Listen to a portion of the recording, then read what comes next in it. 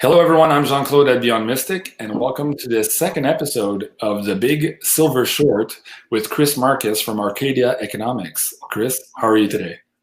I'm doing great, my friend. Thanks so much for having me back here.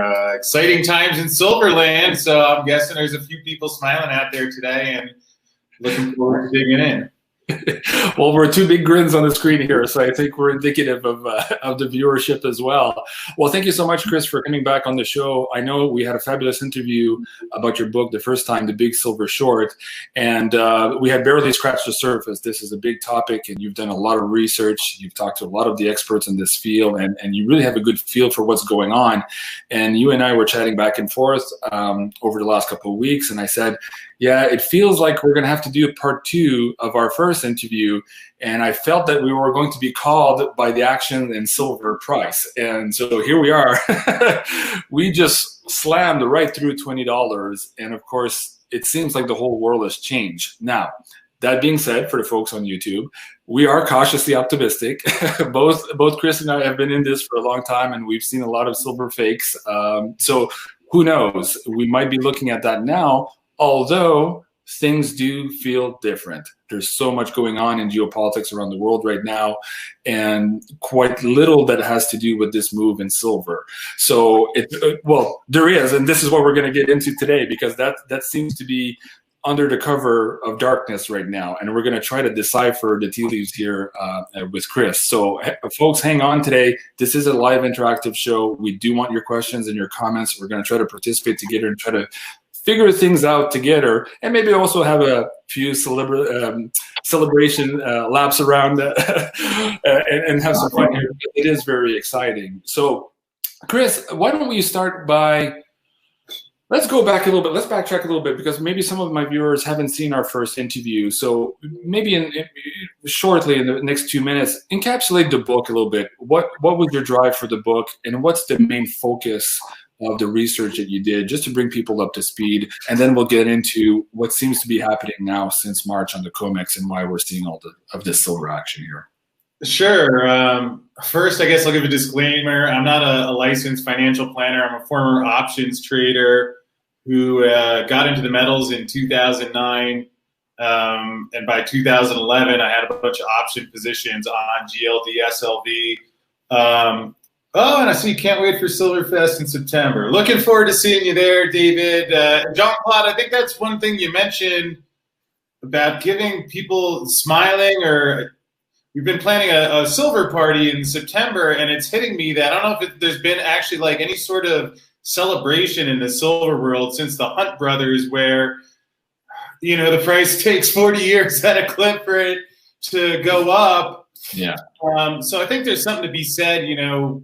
We are a bunch of hoarders on one hand, but like just getting out and getting people together and, you know, regardless of the price, having fun, I think is perhaps more important. So I'll give my disclaimer. I'll share what I do, which really started with what happened in 2011, how I look at things, you know, because when the price came down in 2011, I'll pull up a few charts here perhaps as we go along. This, again, was while the U.S. was getting downgraded. It was right after Bernanke had launched QE2. So, I mean, these weren't like completely mysterious random events. And I continue to wonder if perhaps the dollar was going off the tracks back then. I mean, throughout history, we've seen that, you know, people eventually notice the prices of things going up. They can buy less and less. Often takes a while, and I think that's why governments love the inflation deal, because it's like a tax, but it's like, I'm going to tax you, but I'm going to do it in a confusing way that most people aren't going to understand. Yeah, it's a stealth tax. Yeah, for sure. Although, fortunately, anyone, Jean-Claude, that's listening to your show or is here today, you know, again, I mean, the data is easy enough to figure out, but it's really the mindset. So I think they're in good hands with what you're doing there. But anyway, here's a fun one to look at, because the metals were rallying in 2011 for those reasons. And here you see silver. This is April 28th, 9th, and May 1st. That was a Sunday night. Interestingly, the Sunday night that Osama bin Laden was allegedly killed and thrown into the ocean. Right. I don't know, not funny perhaps, but my dad's actually from Egypt, and I'm like, is that really the Muslim tradition to just like toss him in there? And apparently it's not, but in either case, I remember reading that news. I'm not saying it's connected, but I remember the night very clearly because here was silver. Chris was looking pretty good financially up at $49 silver, and maybe I was a little naive. That was before I realized how rigged our financial markets are, or maybe always have been. But you see it just drop off a cliff, $6 in the middle, right at the open in Far East trading. And that always really stood with me because, okay, I mean, I get it, there had been a big run up, but when you actually look at what's happening in the world, and I've been reading a lot of Peter Schiff for a couple of years, and I agree with everything he's saying where, and that's the tricky part. We don't know the timeline. I mean, and again, there's a lot of wild stuff happening right now, and who knows, maybe it's next week or, what I find is to prepare for, structure your trades in a way so that it doesn't matter. Right. And if you do that, now I've been on both sides of this. When I left Wall Street, everything that I had saved was in silver, gold, bullion, mining stocks, or options on miners.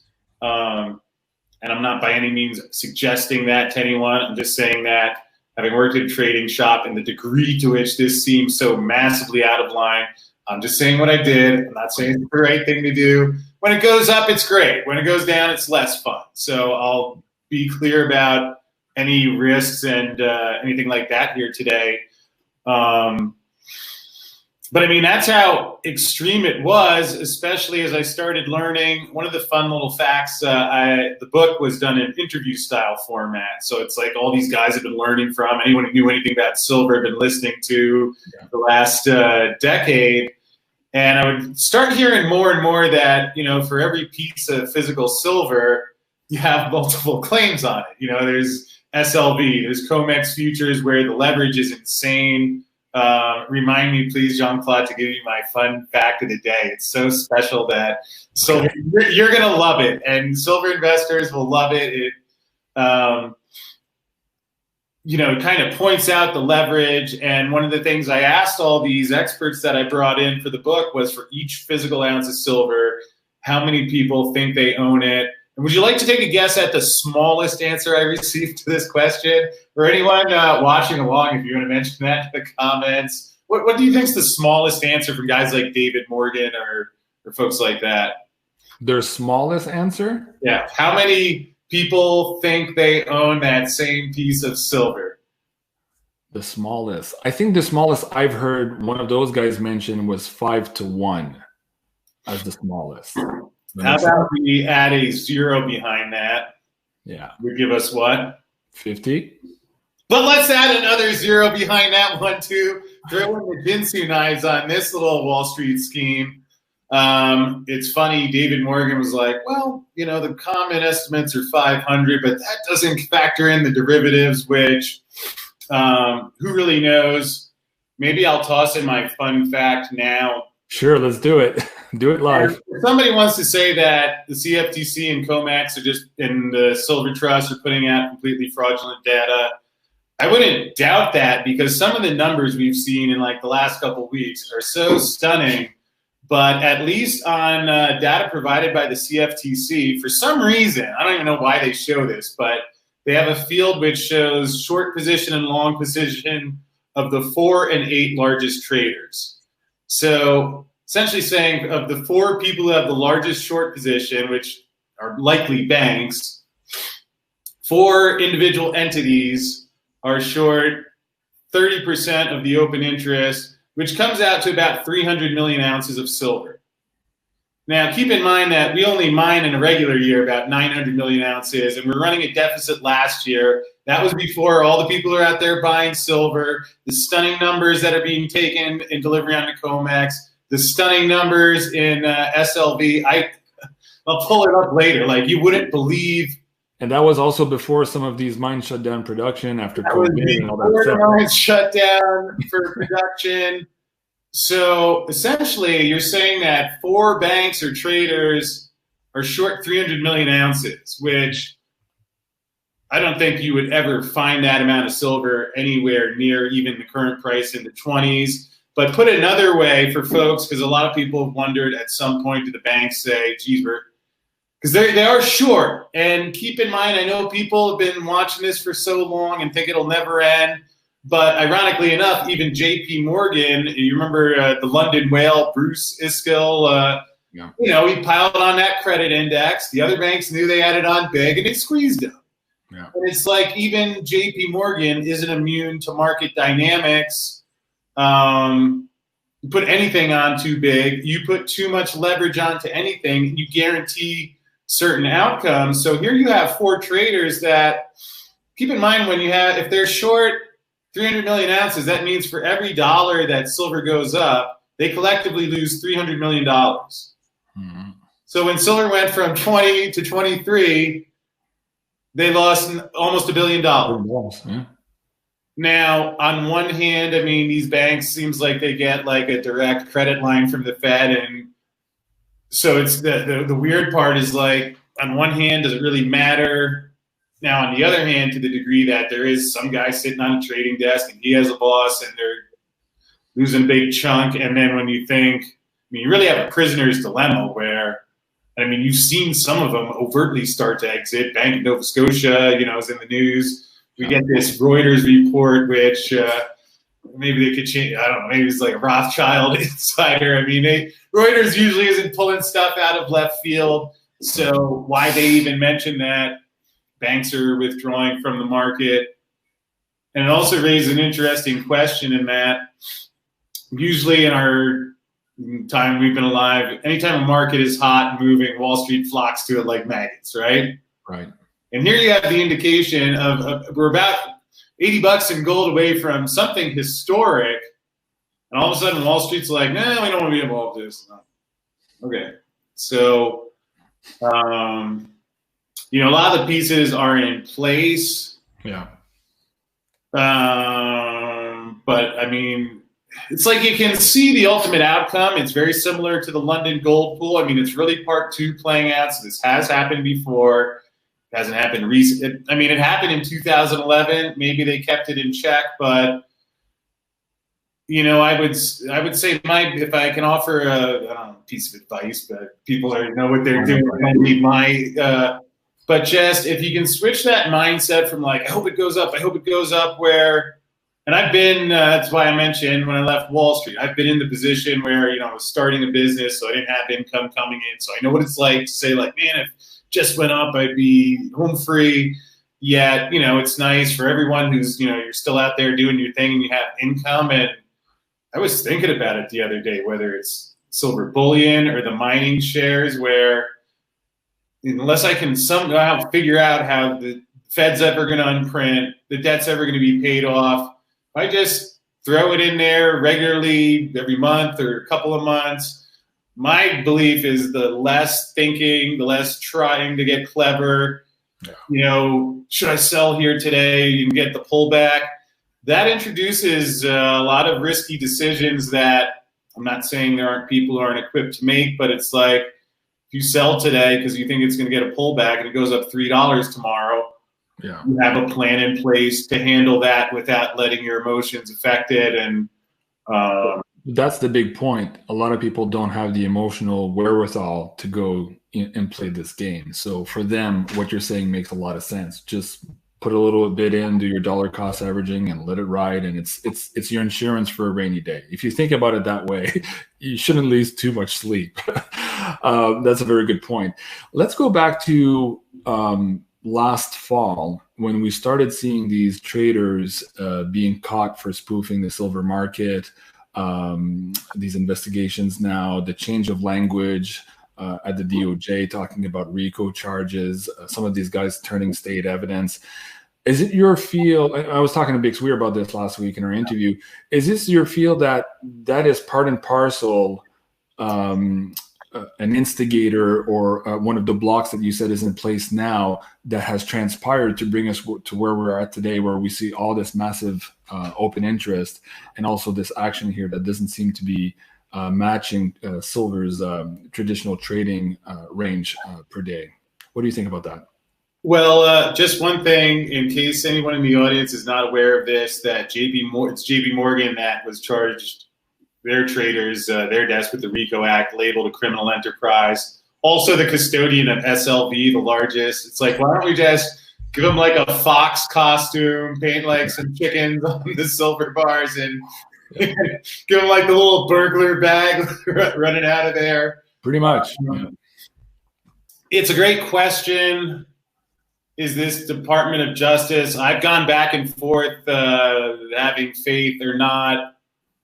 Because what's baffling is that, now I don't know if they've gotten to the heart of the crime when they're going after spoofing, but in either case, they're getting confessions from these guys saying we spoofed thousands of times. Interestingly, with the knowledge of their supervisors, widespread practice at the firm, their words in their confession to the Department of Justice. You can look it up. It's not making it up. Yet exactly what is described as spoofing, not my definition of spoofing, but I had Bart Chilton on my show, and I actually asked him because, it's like a lot of this stuff we have to like sleuth out, so it's like you're making your best guesses, but my understanding is that, and this is what I said directly to him, like when you have silver at like $20.05, if you nudge it a little bit, you get it close enough, you get some high frequency algorithms, some stop orders, and it's like you get it a couple pennies and then it drops like a rock. These patterns you've seen over and over. I know everybody's watching this, knows what I'm talking about. And Ted Butler reports how they buy it back. And I said, is that a good description? And I loved his answer because he's like, well, that's a good description. Actually, it's a really good description.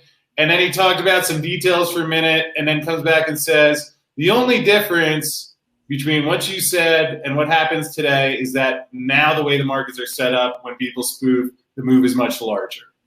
Right. So it's like they're arresting these guys for spoofing, yet you see it still happening. But what is interesting, you familiar with Andrew Maguire? Yep.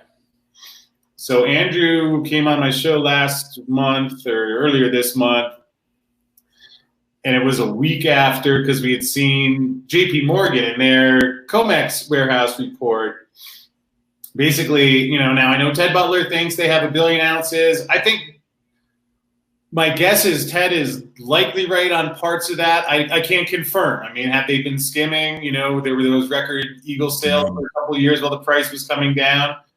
I'm guessing they probably cheated or stole or did something shady, but I don't. But what we can see is that they went from 0 ounces in their COMEX account. It's great. Like I think it was within days of that price drop in 2011. It was right after that. In between 2011 and a couple of weeks ago, they had accumulated 160 million ounces. And we saw big gold deliveries in the COMEX last month. And, me and a lot of the other silver junkies were waiting to see because there was big numbers standing for delivery in July. Then finally on the first day, you see JP Morgan post 30 million ounces for delivery. They spent 9 years accumulating 160 million ounces. And in the first day of those deliveries, they posted 30 million. When Andrew Maguire came on, who has been a whistleblower for the Department of Justice investigation, he said that was part of negotiations between JP Morgan and the DOJ to get their position limits back in line. So he feels that, and he's a lot closer to it than I am, that... Let me just hold you on there. Was that the total amount, or is that a first payment to get back in line? What were his thoughts on that? I believe that their short position might have been about 6,000 contracts, and they posed it was like 59.75. So I think that now they can have 160 million ounces and whatever amount of short contracts. So I believe, again, there's not data that says JP Morgan's short this much. You have to, and Ted does a great job of backing a lot of that out. I believe they were short about 6,000, so they closed that out. Of course, what's funny is that you're only allowed to, it used to be 1,500 contracts in one delivery period. It was just raised to 3,000. So in the process of getting in line with the position limits, they broke one of the position limit laws in order to do it. So you couldn't, that's why it's like... it's like the crime to cover the crime is worse than the original crime. It's just like, it's a compounding effect here. I mean, it's like, I don't know if like people ever think I'm making some of this stuff up because it's insanely wild. I mean, but it's like, I'm like just reading the numbers they put out of their own statements. And again, like part of where the book came from is that after 2011, I was left with either, I don't know, maybe I'm missing something or my analysis isn't right. But if the only reason that came down was, if the demand would have kept going, but it was just because they hammered those paper contracts, and a lot of people freaked out. They're like, they lost money, so they abandoned the market for a while. But if the only reason that came down is because of that, that always seemed like a floor to me. And the book was almost, because like everyone's looking, I mean, Bart Chilton spoke up about it, but all these other regulators, at least until a little bit last year with the DOJ, just sit there and say nothing. So it was partly like what the investigation I wish they would have done, and also my, I guess the way my mind was trained as a trader. It's like I'll figure out what seemingly makes sense, then see how I could be wrong, what I could be missing. And, once I started talking to all these guys and thinking about it more and getting more access to different things, I don't know if I've ever seen a data point where even like anything on the counter side, it's almost, it's like overwhelming. I don't know what the counter argument is. And I think we're seeing the effects of that play out now. Right. So as you were coming in today, I was thinking, I'd like him to talk about how crazy in this last year the EFPs, exchange for physical, and that whole ball of wax. I wanted you to maybe touch on that and explain to some of the folks what that is, and maybe how that also has a part in play here in maybe a breakage at some point of the COMEX, or a default, or a force majeure, as Alistair McLeod was saying last week in his interview with Greg Hunter. Can you, before I get to that, guys in the chat, if you have specific questions for Chris about silver, about derivatives, about timings, please start populating that now so that I can pick them up and while we get into this next segment here. So please put that in high caps so I can see your questions. So, but back to you, Chris. Let's talk about, let's lay out a little bit here, the EFPs, what they mean, and potentially why maybe some of the egregious action here has really broke the system, and it's what's forcing some of the price action that we're seeing now. Sure, although I don't know, it sounds like Tom wants us to sing a little Bix Weir right now. Baby,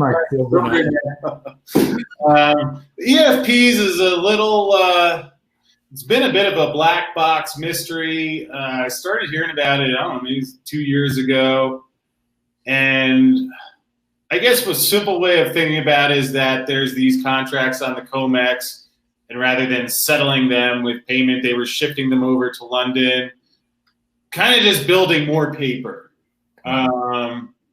If you have Craig or Bix on, they could get into the minutia a little bit better perhaps than I could. Okay. I'm actually been digging into it, so perhaps next time I will give you even more specific.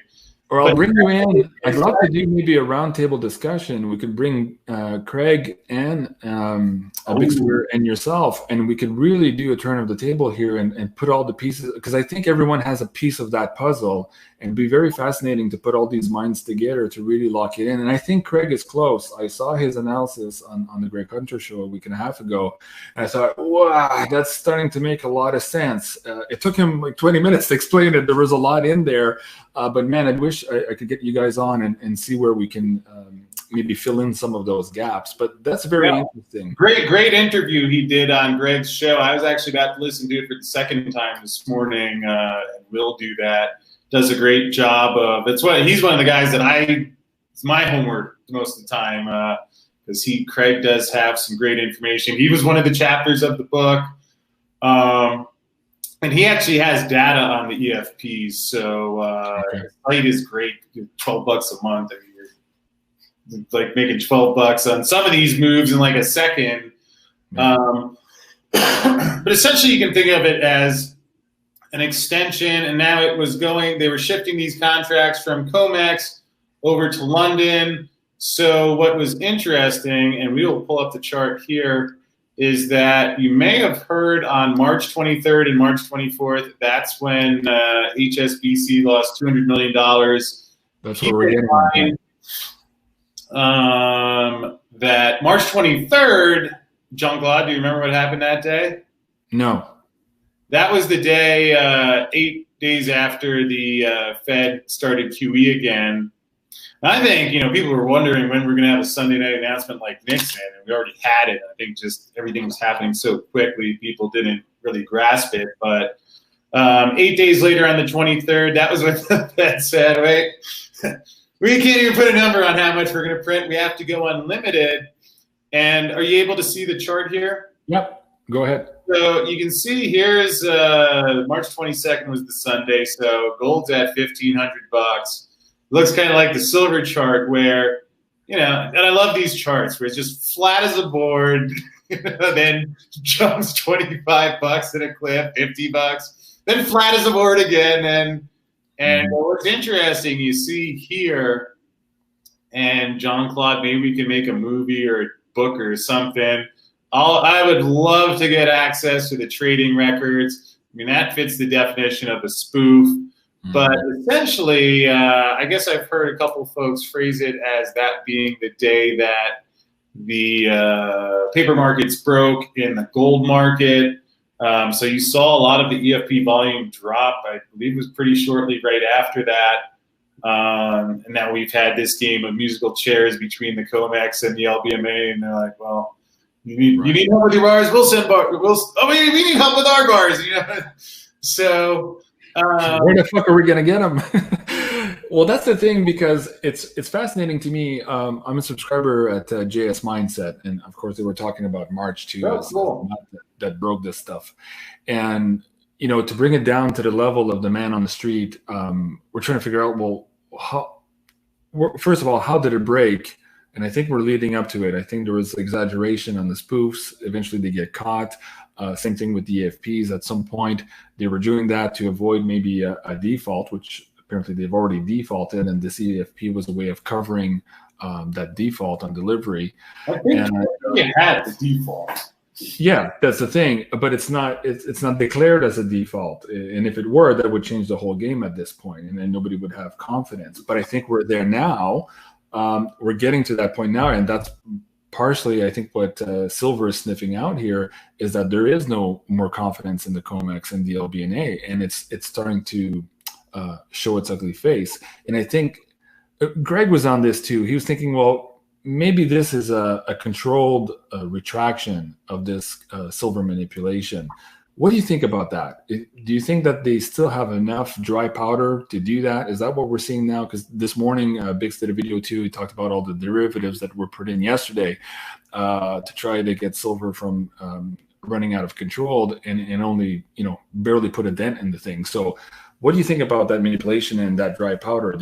Can they still do this for very long, or are we really close to that end game right now?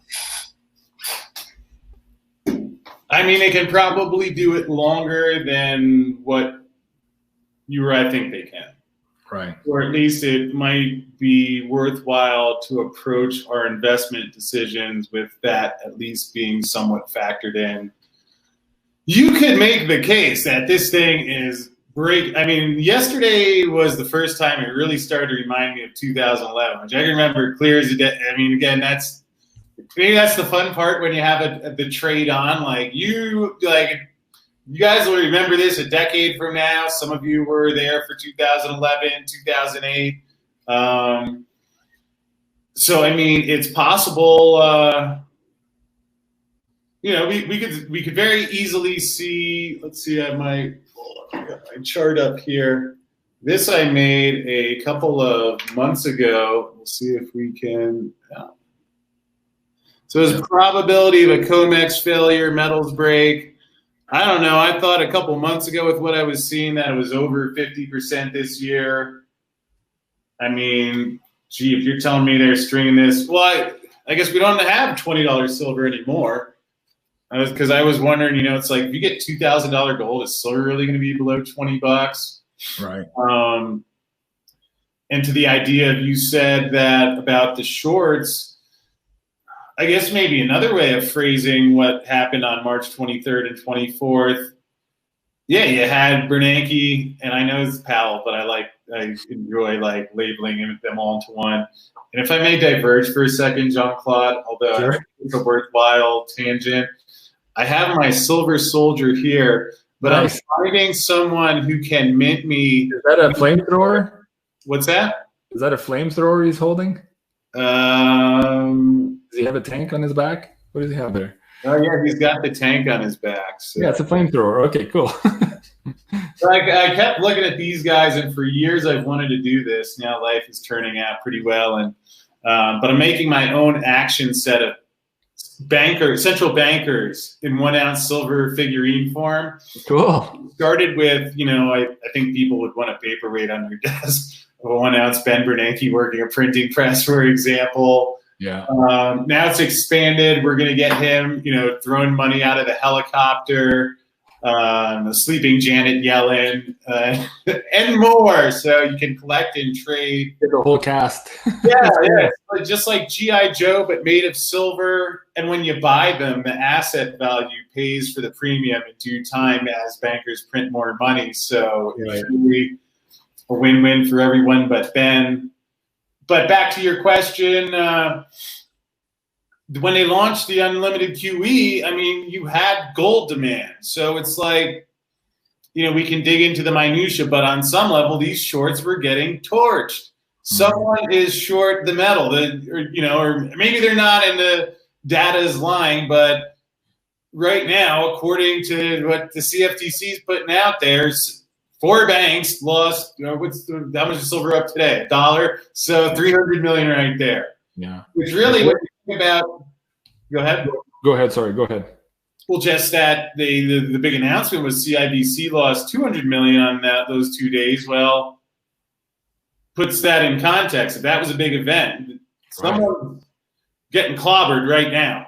Well, I was saying this to my friend last night on the show, like, there's some dead bodies here in the last couple of days. Like, something's happening here, and somebody, you know, was on the wrong side of that. And who is it, and how will that create these dominoes that might even put more pressure here as we're going forward? That's what I'm trying to decipher. And of course, as you know, a lot of this data is just not available, or if it is, it's very temporarily, and you kind of have to match the columns because they don't make it easy for you to kind of figure out really who's who and what's what in all these trades. But it's fascinating times. And again, folks, if you're watching this too, Chris and I are not saying, hey, today's the day we're going to see $600 silver tomorrow, but we are cautiously optimistic here. I wouldn't rule it out either. And I'm not. Again, I won't be too much of a smart ass when I say this, to be clear. I don't often go on different shows and put a price target. I don't know. I mean, the way I looked at it was that if natural demand was carrying it past 50, and that's where and paper was the only reason it went lower. I mean, I see that as a floor. And, you know, after doing the book and just, you know, doing this stuff day after day for, I don't know, 11 years now. My guess is that whenever it happens, you know, my gut tells me that we'll see stuff that even like Jean-Claude, guys like you and me and the people who have been following this will be like, what the fuck? Wow, you know, and we're kind of seeing it now where, you know, like you look at the silver chart, it's $1. It took 4 years to get to 20, then 12 hours to get to 21, and then like, I don't know, like a commercial break or two to get to. Yeah. So, I mean, you're starting to see that happen. And again, I would echo what you said, that doesn't mean it's going to go to $50 tomorrow, but in a situation where you've set up where you're selling the same piece of silver 500 times, I am of the school of thought that you put that much leverage on anything. That's why the housing bubble didn't go down a little bit when it went down. You've put certain cause and effect into place where it's like you keep piling on leverage enough on anything, and then whenever it snaps back, it's like the beach ball underwater. Further you push it, more it's going to go up. Right. So I guess the way I've approached it ever since 2011 is that you told me like some random afternoon in 2013 the thing was going to break, I wouldn't have been surprised. If you tell me it goes on, someone told me it goes on another 5 years from now, I'd think, I'm going to be like, darn it. Oh, no. Although now with my new mindset, I'd be like, all right, that's great. I'll sit here and buy it unless I can figure out how the debt gets repaid or, the Fed, they can't raise interest rates. And for anyone who wants to know why, look at what happened in the end of 2018, and there's more debt, more leverage now. So you're stacking like inverse Ponzi scheme on top of inverse Ponzi scheme, with silver being the recipient of all this nonsense. I think my slogan last time: if you don't like government, buy silver. Yeah, pretty much.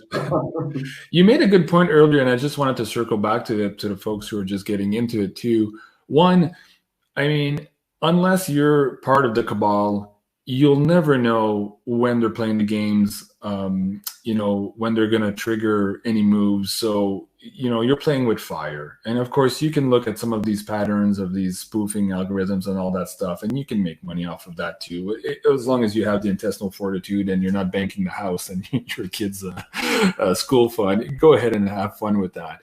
But for most people, it's a question of having an insurance for when this is going to break. And of course, the when is going to happen. It's not a question of if anymore. Like you said, unless you can show me how we're going to pay this debt and square off these books, it's a mathematical inevitability. We just don't know the when.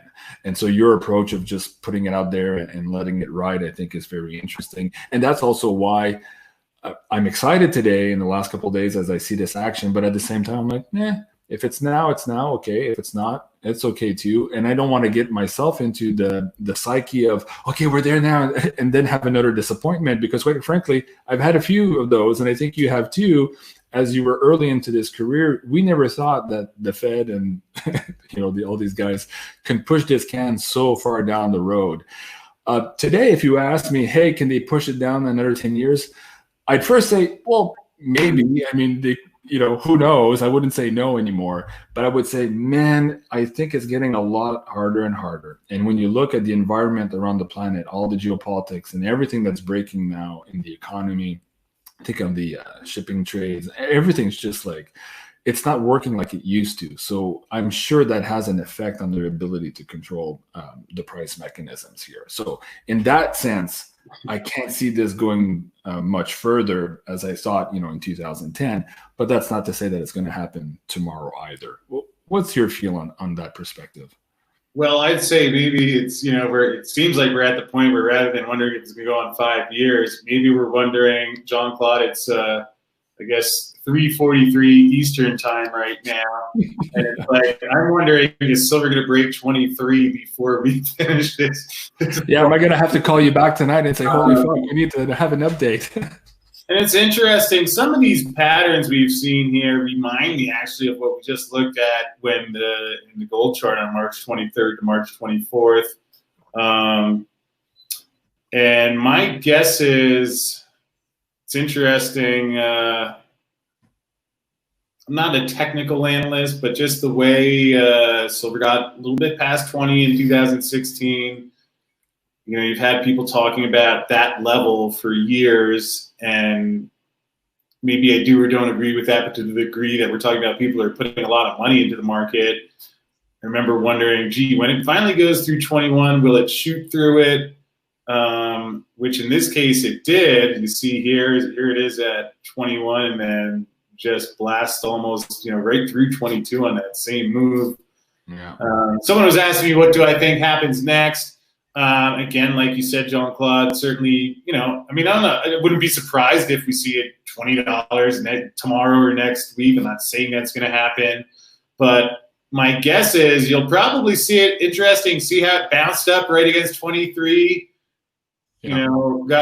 This maybe not as close last night, but here, now it's right there again. My guess is that when it finally does go through 23, you'll probably see something like that, where it shoots up. 25, 28 maybe after, yeah. So, I mean, there's people... that brings us to the WebBot data stuff, because Cliff has already had this accumulation of data where he would see sometime in the future, and he didn't have a date for it, that we would see $1 moves in silver, and then $2 moves in silver, and then 3, 5, and then... That was the Riding the Dragon report. Right, exactly. Exactly. You remember very good. So you had the concept of stair stepping, and if you go back to that chart there, it looks like we just started climbing some steps here. It looks very much as he was describing.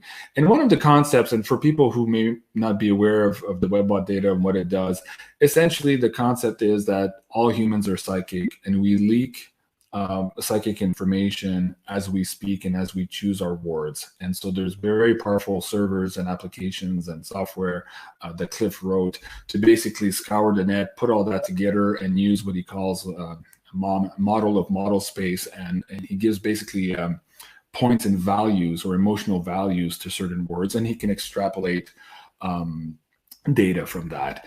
And in some cases, it's been fabulously accurate. Blondes on Boat, if you remember, there's a couple of weird, really cool claim to fames there. But in some other cases, some things it just didn't come to pass. For example, the reports on crypto and gold and silver from 2-3 years ago, now suddenly when you're looking at the data, it looks like it was talking about 2020 and not 2017 or 2018. So, and in those reports too, that recurrence of that $600 mark for silver, that's been in the data a very long time. And the way he explains it, Cliff, is that the longest he has a data set that continues to accrue, the more likely that is going to happen exactly as forecasted. So for this one, it is a long prediction, and it's been accruing all of this time. So it's fascinating to see, and of course it's just one data point. You can look at the researchers. Everybody has a piece of the puzzle. And again, maybe we'll get Cliff on here too with Craig and you, and we could all figure this out. But what are your thoughts on that application of the WebBot and how it predicts some of these things really well, but sometimes it has difficulty in time? Do you follow that, first of all, and what are your thoughts on it? Yeah, I became familiar with Cliff. Maybe it was 2016.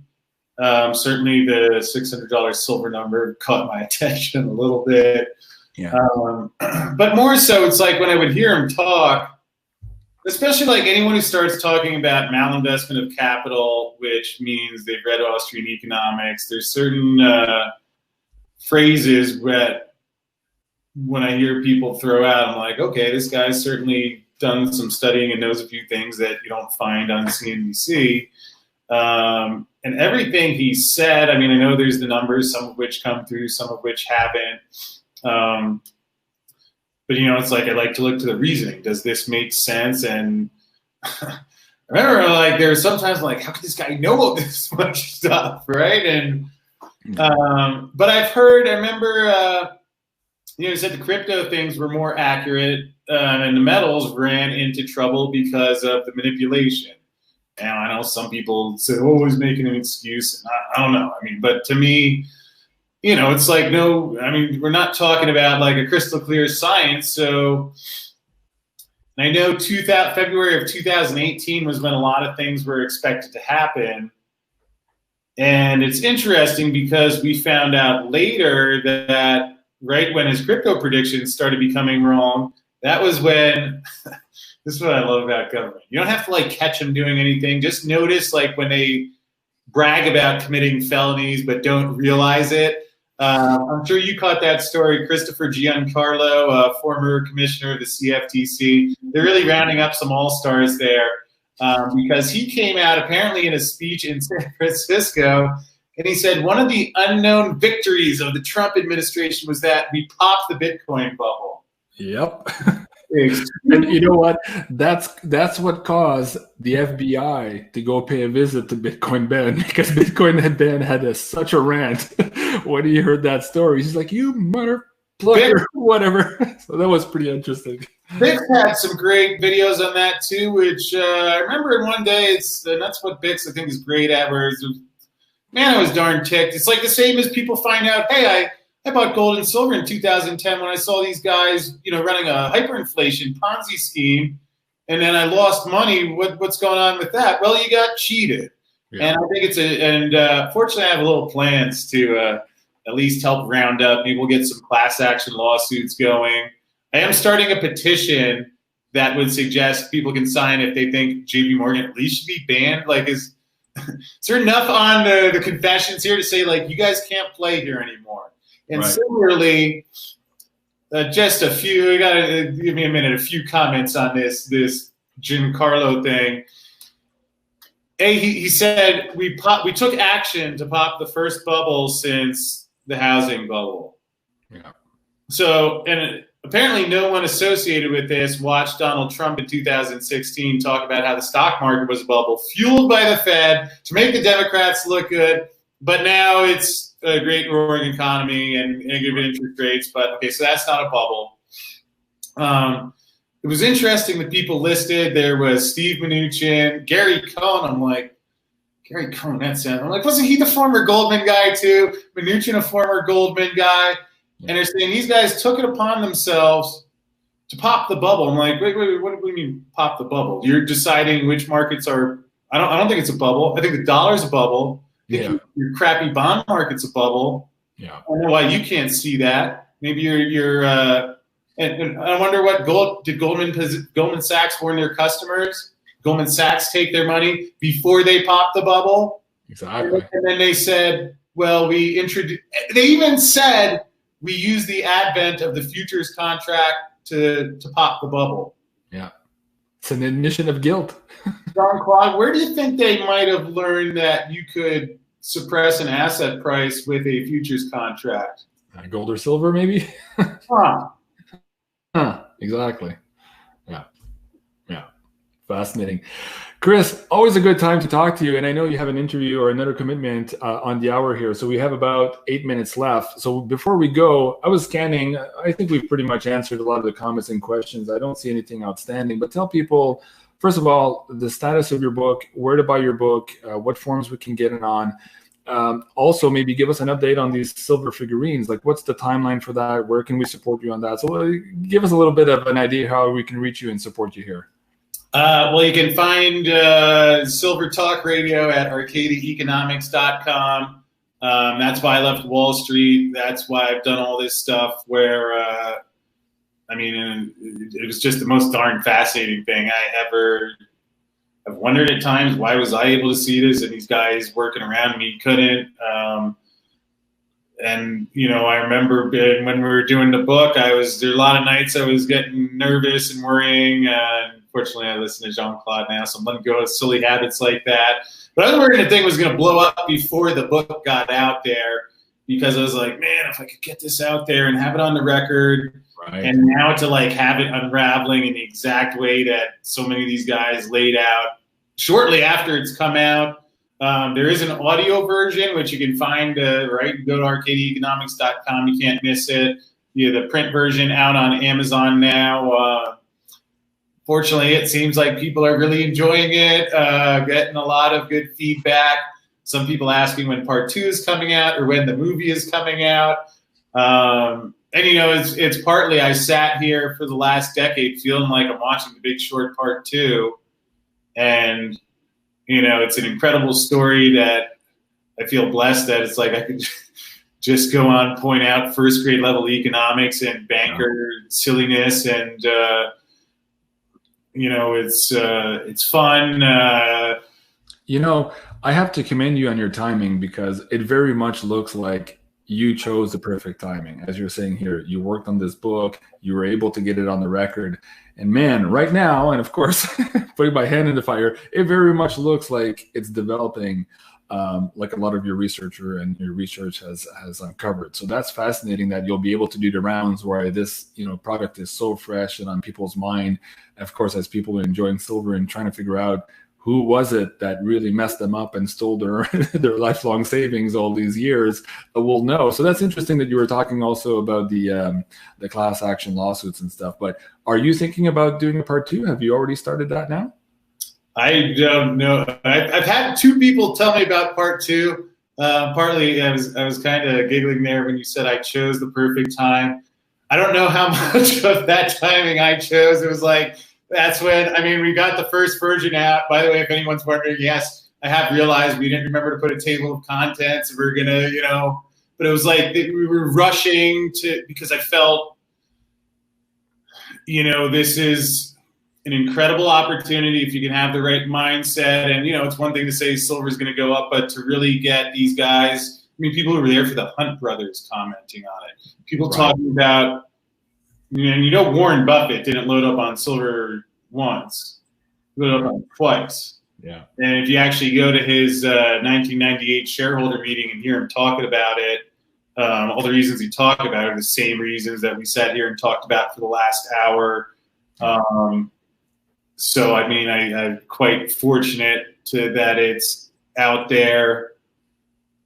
I really wanted to put this all in perspective because there's guys like Craig who do a great job, but, and that's why I didn't just, I don't know, hopefully I could write a somewhat intelligent book on my own, but I thought, wow, if you get these, if you think of each person as their own encyclopedia of knowledge and experiences and conversations, and silver just fits that so well. And so hopefully it seems like people are enjoying it. We got to get you a copy. I have some more author copies coming. Oh, I'd love that. I'd absolutely love that. And I'll support you as well. I want to pay for my copy. But I want to say, too, I love your approach because this, of course, is what I do with Beyond Mystic. I try to bring everybody on and get a piece of everybody's puzzle because everybody sees it from a different frequency, from a different angle, from a different experience, education, and all that. And it's only when you put all these people together that you go to,